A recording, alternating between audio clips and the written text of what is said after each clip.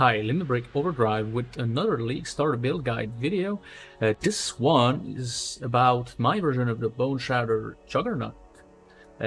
You might know, you might not know this, but I pretty much only play melee, and the build I've been playing for the past like 4 or 5 leagues has been hit quite hard by the suppression changes, so decided to try to make another one. And the footage you see behind me right now, I captured just a few days ago. I did some testing just to be sure the leveling was smooth. And yeah, the map behind me is a tier, I don't remember what, but I think it's a yellow map. I'm on the 4 link at level 76, and I clear pretty much everything. I can stand still and I don't die, so I was quite happy, and I'm convinced the build will be able to kill most of the endgame bosses with investment, especially if you use higher tier gear and more expensive gear. Now let's jump to the POE. Right, the POE, I made different trees, different leveling trees at every 10 points. It shows you crew lab, normal lab, whatnot. I even tell you when there's some points you can respec, like these two here. The mastery there once you get enough stats, because this one gives you dex and intelligence, then you can spec into other nodes. All of that and more is also explained in the notes, because I've got a bunch of notes with categories, and whether you have questions about weapons, skills, you know where to look. But first, let's look at the items. Like, there's normal item set, expensive set, and just other possibilities of mods. These are not really items. It's just to give you ideas of what mods you can get on what piece of gear. But let's take the basic one. I go with a Flesh Ripper because of the implicit that gives you 50% increased crit chance, and you can also upgrade that with a Shaper item to get the 20% more attack damage for socketed gems. Probably quite hard to get, but I mean, the possibilities are there just to show you. Then armors. Every piece of gears is armor based and as high and as much armor as you can get to scale our defenses that are right there. Like, the more armor you get, the more fizz damage you mitigate, so you're gonna regen more life. And the armor with the new node Unbreakable also affects the elemental defenses you get, so armor is pretty damn important.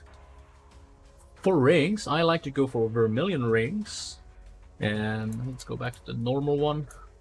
Vermilion rings, just to get the implicit 8% increased maximum life once you get 20 quality on that.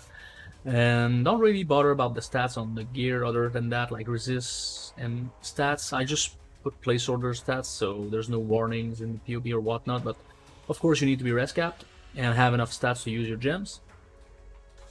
As I said, there's 2 respec for leveling. Flask wise, I like to use Basalt and Granite to get more armor, as usual, because the more armor the better. Diamond Flask to get crit chance, and I like Silver Flask instead of Quicksilver one, but if you get Onslaught quite reliably, then you can use a Quicksilver instead. It's just for bosses, because while mapping we get Onslaught. This guy here, so that's not a problem for mapping. And the Life Flask, I like a Seething or a Bubbling Flask for instant recovery, if I can find it there. And for the Utility Flask, I put the prefix gain flash charges when you deal a critical strike, and I enchant them with use when charges reach full, so your flasks will basically almost be up. So this is why they're checked, because if I uncheck them, DPS lowers quite a bit, especially the Diamond Flask. But yeah, this should be up almost all of the time. As for the amulet, crit multi and crit chance is pretty good, but I put a dexterity and intelligence implicit. But if you have enough stats, I would get a marble amulet to get even more life regen, and the anointment is Titanic Impact. But basically anything with crit is good, and this one is the one that gives the most damage, so that's why I went with that. Just a quick note about the expensive stuff, like the other gear set, the Shaper racks I talked about. Body armor, Hunter, for the critical strike chance suffix, that's pretty good. boots, you can get either Tailwind with Hunter or Endurance Charges with Warlord, or both if you get an Awakener Orb and have money basically to spend on that. Other than that, if you go into the notes, all the enriched implicits that are good for the build are listed by like helmet, boots, gloves, body armor, so you can pick and choose. And I even add a note so you know if Hunter item is stronger than a normal one with an enriched implicit, so you can take a look at that. Or you can add the mods in the custom modifiers with a space at the start, so it's not active. You use your basic gear set, and then you activate them. Oh, this one gives 200,000 damage, for example. So you can play around with that without crafting in game and losing some currency. Quick word about the enchant you can get on gear. For the boots, I like the 2% life regen per second, since we hit ourselves every time we attack an enemy and the enemy attacks us. So basically this means we always get to regen 2% more life. And for the helmet, I like the Boneshatter as percentage chance to grant +1 trauma, because we build as many trauma stacks as we can to get damage. This is how the building works. And the damage you see is with 15 trauma stacks, which is about average in early maps like white maps. I get to 20, 22 quite easily. And the more attack speed you get, another reason we use rage or anything that increases attack speed, then the more trauma stacks you can build. Meaning that if you go to 30, you see how the damage can increase. But I just like to put 15 because this is a pretty reliable number of trauma stacks. So that's probably it for the gear. Now let's switch to the Pantheon. Pantheon is quite easy. I pretty much always take Brine King for the freeze immunity once you upgraded it with Peruna, the Challenger. Before you upgraded it, it's not really that good, so you could go for either Lunaris or Solaris to get additional physical damage reduction, but I prefer the freeze immunity in the end. And for Tukohama is my Minor God, because we gain up to 9% physical damage reduction on top of what we already get. And 2% life regen again while stationary, and we're stationary every time we attack, so these are the ones I would go with. And the Bandit, you kill them all to get the skill points. As for the gems, there's not much really I need to talk about. I mean, you see the links, they're not really in any particular order, but I mean, Fortify is quite good early on to get fortification stacks to take less damage, and don't forget that they're going to be about twice as easy to get this league. Brutality, Ruthless, Impale, and Close Combat.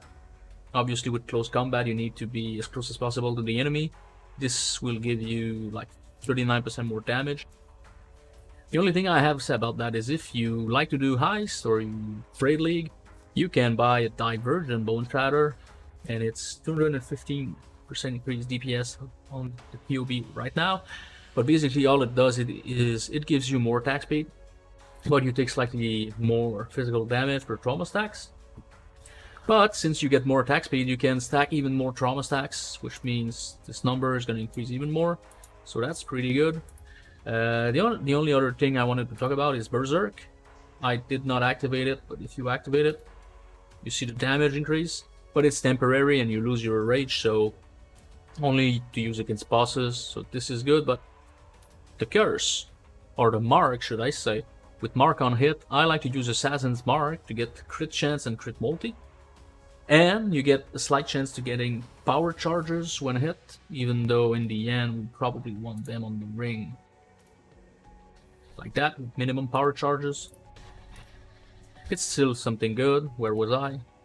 But if you struggle to get enough intelligence to run the mark, which is 98 int at the end, you can always run Poacher's Mark if it's easier to just focus on dexterity for you. It's almost as good damage-wise, but you get life every time you hit an enemy, so it's even more defense, but run that with life tap. Because my next topic, the mana reservation, we got hit pretty hard with mana, and you can see that I only have 49%, and the skill cost 19 without any minus mana costs, which could be good to get on rings as well. This isn't the guide. The only thing you need to know is that precision is linked with arrogance, so even though you see 5.7k life, I only get 5.4 life, 5.4k life. Because of that, this allows us to just not use any nodes on the wheel and save some precious skill points. So that's pretty much it, I guess. This is the build. So let me know in the comments down below if you want to play this build as a league starter. This will be my league starter, so if you have any questions, you just come into my Twitch or in my Discord and you can ask, you can share your POEs, and I will be more than happy to help. So thanks for watching, and I'm gonna see you in the next video. Have a good one.